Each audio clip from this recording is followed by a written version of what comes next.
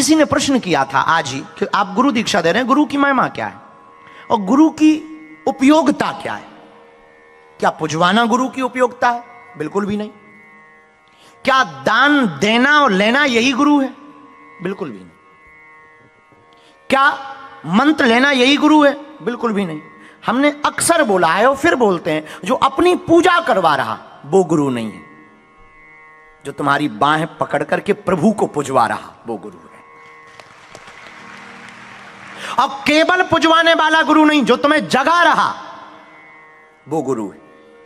और तुम कथा में आकर के भी जगे नहीं, बुरा ना मानना, 3 घंटे तुमने बर्बाद किए। फिर तुम यहां से चिंतन की कोई सामग्री लेकर अगर घर नहीं गए तो तुम कथा में आकर के, इससे बेहतर था कि तुम पिक्चर देखते, पर तुम कथा में आए हो, चिंतन की कुछ सामग्री लेके जाना। हंसी मजाक, ठहाका, रोना, गाना, नाचना, नृत्य, वादन, ये सारी चीजें अलग विषय है। तुमने क्या सीखा? और हमने ऑस्ट्रेलिया की कथा में कहा था, फिर बोलते हैं, तुम कथा में बैठे, ये महत्वपूर्ण नहीं है तुम्हारे अंदर कथा बैठी या नहीं बैठी।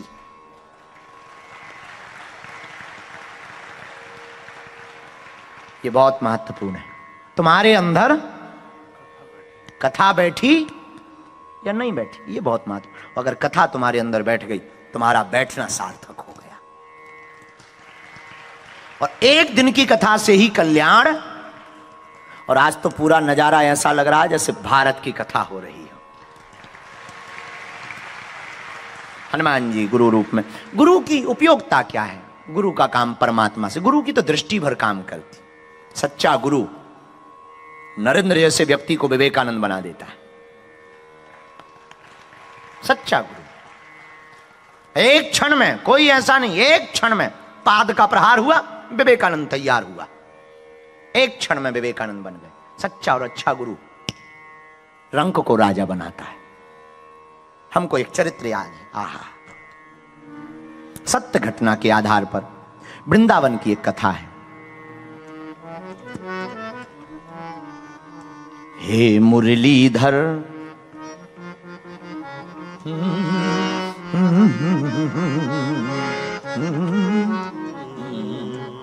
हे मुरलीधर छलिया मोहन,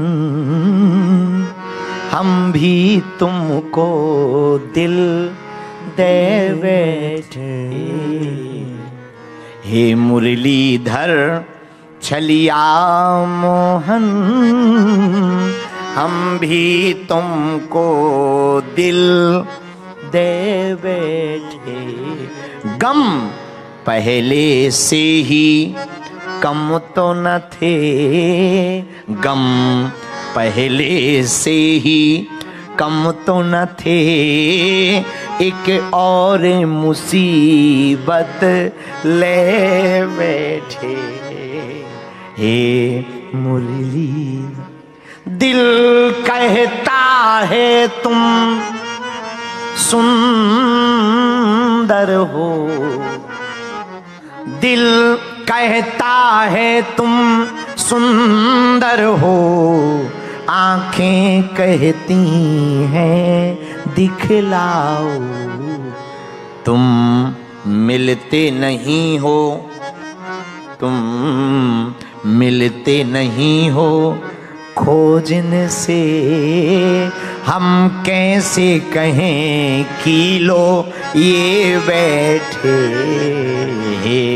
मुरली वृंदावन के एक महात्मा, उनका नाम मोहन बाबा, मनमोहन नाम के एक महात्मा रहते थे, वृंदावन की तलहटी में रहते थे। उनका एक चेला था, उसका नाम था रामदास। आहा, वृंदावन का किनारा, वो लताओं पताओं का आनंद, वो यमुना की कलकल किन्नोद करती हुई लहरें, वो परिक्रमा मार्ग का राधे राधे राधे राधे, वो राधे राधे की गूंज, वो बांके बिहारी के दर्शन, वो ब्रज की रज, वो वृंदावन की कोमलता, वो वृंदावन की सुगंधी, वो वृंदावन की सहजता, वो वृंदावन की रमणीकता, वो वृंदावन का रस, वो वृंदावन का ब्रजरस, वो वृंदावन का रासेश्वर, वो वृंदावन के ब्रजेश्वरी। आहा, सर्वत्र आनंद। उसी वृंदावन में एक महात्मा रहते, नाम मनमोहन बाबा। उनका एक चेला था रामदास। क्या नाम था? सत्य घटना बता रहे हैं, अंतिम चर्चा है। ओहो, गुरु कृपा होती जरा देखना क्या होती है, ये देखना। वृंदावन की गलियों में डोलते थे। गुरुजी का नियम था कि रोज जब भोजन बने तो जो रसोई घर है उसे गऊ के गोबर से लीप आ जाए, रोज का काम। चेला रामदास रोज लीपता था, फिर रसोई बनती, ठाकुर जी को भोग लगता, फिर खुद पाते। विदेशियों का आना उस वक्त शुरू हुआ था, नया नया, 35-40 साल पुरानी बात है। विदेशियों का आना शुरू हुआ, अंग्रेजों का आना शुरू हुआ। एक झोपड़ी में रसोई बनती थी, सामने रसोई में गुरुजी रहते थे, मनमोहन बाबा, और चेला रहता था। कभी चेला बाहर लेट जाता, कभी भीतर लेट जाता। बड़ा ही शरणागत चेला, पढ़ा लिखा नहीं है।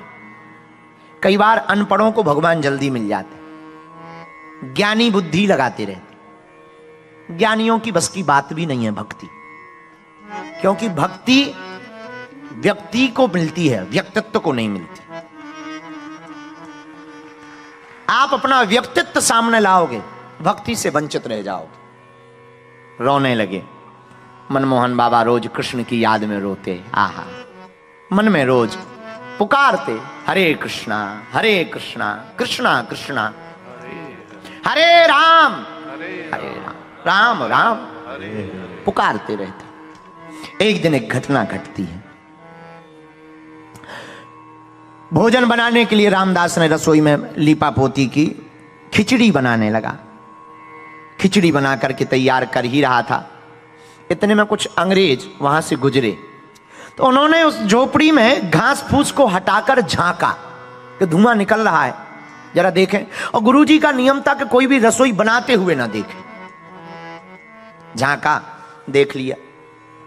चेला को पता नहीं लगा, गुरुजी अंदर बैठे थे। रसोई बन गई। जब परोस कर ले गए तो गुरुजी बड़े नाराज हुए, उन्हें पता लग गया।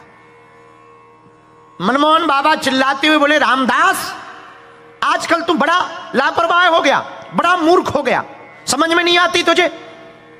आजकल तू रसोई पर ध्यान नहीं देता, सेवा पर ध्यान नहीं देता, बड़ा लापरवाह हो गया। रामदास हाथ जोड़कर खड़ा हो गया। गुरुजी क्षमा करो। क्या हो गया? मूर्ख, आज हमारे ठाकुर जी की रसोई बनते हुए किसी ने देख ली और तूने खबर भी नहीं की। चेला कुछ नहीं बोला। गुरुजी को इतना गुस्सा आया कि बगल में एक डंडा पड़ा हुआ था लकड़ी का, उसको उठाया और जोर से पीटने लगे। पैरों में मारा, पीठ में मारा, कंधे पर मारा, एक बार तो सिर में मार दिया। बेचारा रामदास गिर गया, पर एक बार भी नहीं बोला कि क्यों मार रहे हो, हमारी गलती नहीं है, हम बाहर गए थे। नहीं, गुरुजी क्षमा कर दो, गुरुजी क्षमा कर दो। और गुरुजी ने इतना पीटा कि मार मार करके लस्त कर दिया। बेचारा गिर गया। गुरुजी डंडा फेंक कर अंदर चले गए। रामदास उठा, शरीर को झाड़ा, फिर से रसोई को बनाने के लिए लीपा, झोपड़ी को ठीक किया। तब तक शाम के 5 बज गए। रसोई को लेकर के गया। गुरुजी ने गोविंद को, ठाकुर जी को भोग लगाया और फिर 5:30-6 बजे भोजन पाया। तब तक शाम हो गई। वृंदावन का समय, पुराना जमाना, पुराने जमाने में लाइट हुआ नहीं करती थी।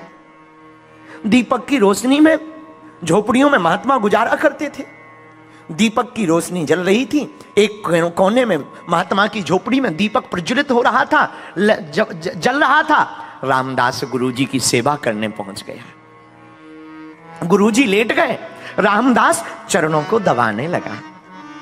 चरणों को दबाते दबाते दबाते एक बूंद आंसू का गुरुजी के चरणों पे गिर गया। अंधेरा था तो ठीक से दिख नहीं रहा था। गुरुजी ने पूछा, क्या बात है रामदास, क्या तुम रो रहे हो? अच्छा, इसलिए रो रहे, आज हमने तुम्हें बहुत पीट दिया ना बेटा, ज्यादा लग गया। क्या बताएं बेटा, गुस्सा में हमने पीट दिया होगा। वो और फूट फूट के रोने लगा। क्यों रो रहे हो? गुरुजी, हम इसलिए नहीं रो रहे कि आपने हमें पीटा, हम इसलिए रो रहे हैं कि हम कितने निकम्मे शिष्य हैं कि आज हमारे कारण हमारे गुरुजी को देरी से भोजन प्राप्त। गुरुजी की भी आंखों में आंसू भर आए, गुरुजी के भी नेत्र सजल हो गए। गले से लगाकर कहा, जाओ तुम्हें गोविंद की प्राप्ति हो जाए। घटना यही नहीं रुकती। रात्रि काल के ब्रह्म मुहूर्त में गुरुजी का नियम था, रोज वृंदावन की परिक्रमा लगाते थे।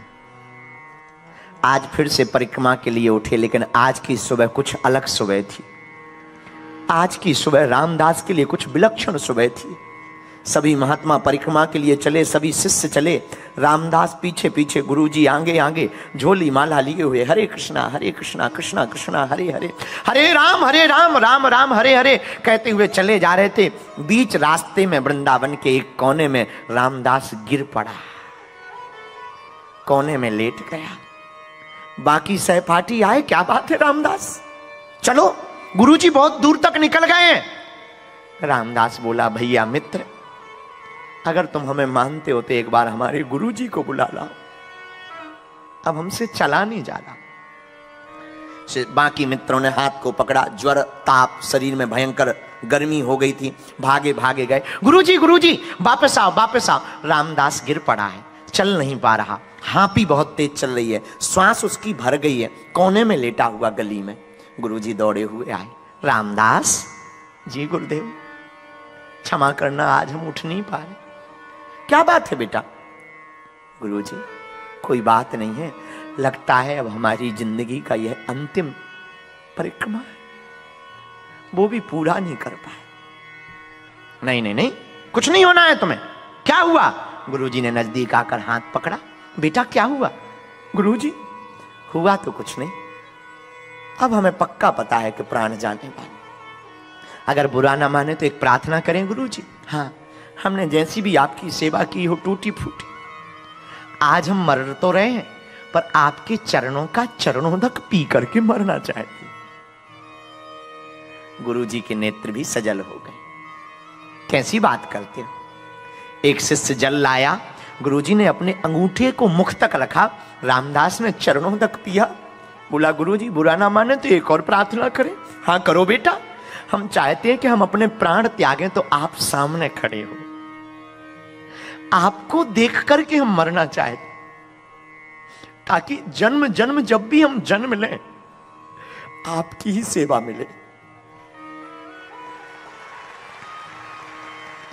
गुरुजी बोले ठीक है, पर गुरुजी बुरा न मानना, इसके लिए आपको हमारे सामने पैरों के पास खड़ा होना पड़ेगा। गुरुजी बोले कोई बात नहीं, चुप रहो। गुरुजी सामने आकर के खड़े हो गए।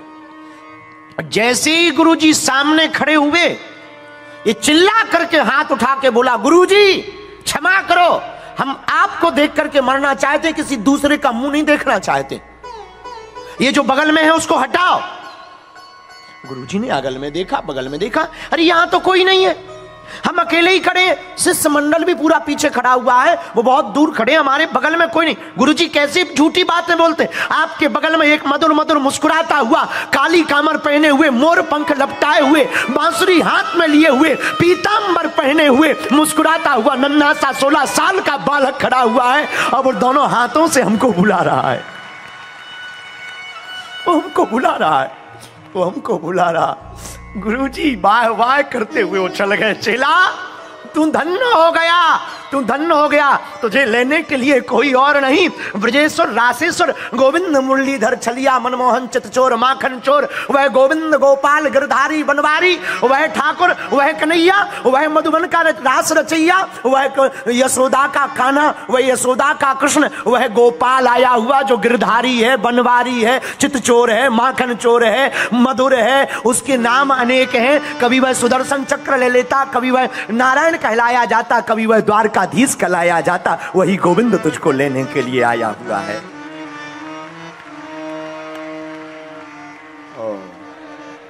और इतना कह करके उस रामदास के प्राण पखेरु उड़ गए। मरते मरते उसने कहा गुरु गोविंद दो खड़े मैं काकेला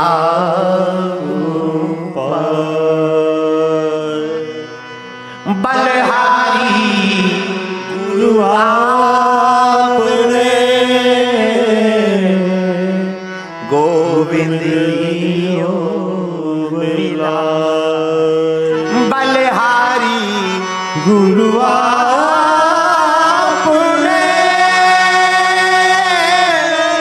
गोविंद लियो मिला गोविंद लियो मिला। आंखों में आंसू भर के रोने लगे। गुरुजी ने शिष्य की अंत्येष्टि क्रिया की। मेरे प्रियजनों, जिन्होंने प्रश्न किया गुरु की उपयोगिता क्या, गोविंद से मिलाना गुरु का काम है।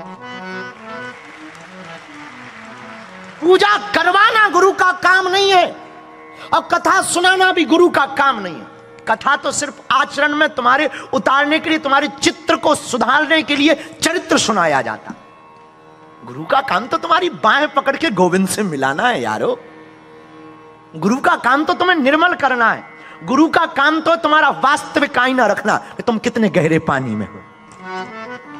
गुरु का काम तुम्हारी सोई हुई चेतना को जगाना है। गुरु का काम तुम्हारे पिछड़ेपन और बिछड़ेपन को बताना है। गुरु का काम गोविंद से मिलवाना है। वो तो गोविंद से मिलाता है और वो काम हमारी नजर में तो एक गुरु बहुत अच्छे तरीके से करते।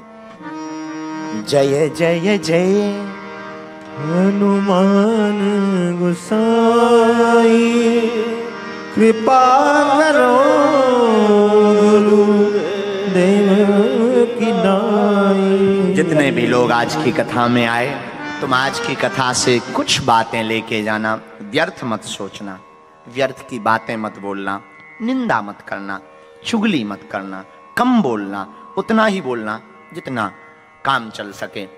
बड़े लोगों की संगत करना, ऊंचे लोगों की संगत करना और बाकी मुस्कुराते रहो। भगवान करे तुमको भी ऐसा गुरु मिले।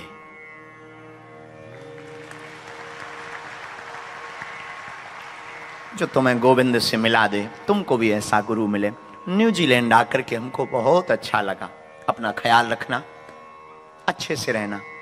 हम भारत जाएंगे तो तुम्हारी तरफ से प्रणाम करेंगे